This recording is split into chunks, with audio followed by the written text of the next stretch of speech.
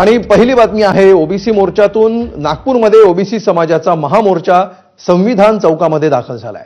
संविधान चौकामध्ये आता सभेला सुरुवात झाली आहे। महत्त्वाचं म्हणजे विजय वडेट्टीवार, माणिकराव ठाकरे, अनिल देशमुख, प्रतिभा धानोरकर, प्रकाश शेंडगे, लक्ष्मण हाके, महादेव जानकर आणि श्यामकुमार बर्वेंसह सर्व ओबीसी नेते आणि कार्यकर्ते व्यासपीठासमोर बसले।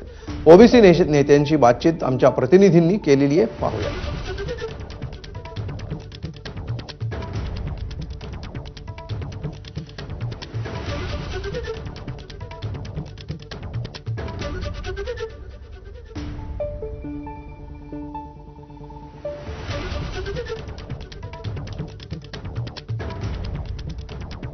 नागपूरमध्ये ही दृश्य आहेत।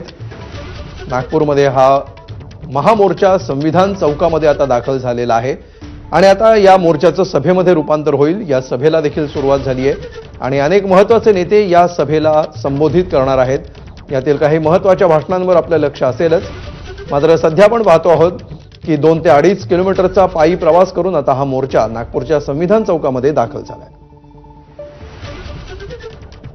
ओबीसी सर्व सकल आदिवासी ओबीसी समाजाचा प्रचंड अशा प्रकारचा आजचा मोर्चा आहे। या सगळ्यांची मागणी एकच आहे की 2 सप्टेंबरला जो मराठा समाजाच्या संदर्भातला जी.आर. निघाला तो तात्काळ या शासनाने रद्द केला पाहिजे।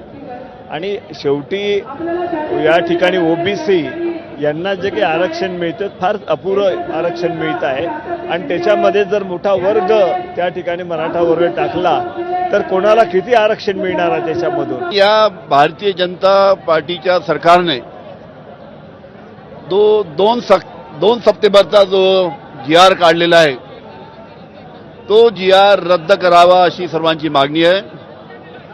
कारण की या 2 सप्टेंबरच्या जी.आर.ने मोठ्या प्रमाणात ओबीसी समाजाचं नुकसान होणार आहे। आता तो हे तो फक्त सुरुवात आहे, ये तो सिर्फ झाकी है, अभी बहुत कुछ बाकी है। म्हणून माझी सरकारला विनंती आहे की हा जो काळा जी.आर. आहे हा जी.आर. आपण ताबडतोब रद्द करा। जर हा रद्द नाही केला तर मात्र या सरकारला या ओबीसीच्या 60% ओबीसीच्या रोषाला बळी पडावं लागेल। येणारी निवडणूक आहे। आपलं बहुत मनापासून अभिनंदन, आभार की आपण यामध्ये आलात आणि आपल्यावर होत असलेल्या अन्यायाविरुद्ध वाचा फोडण्याचं काम आपण केलं, त्याबद्दल आपल्याला खूप मनापासून अभिनंदन।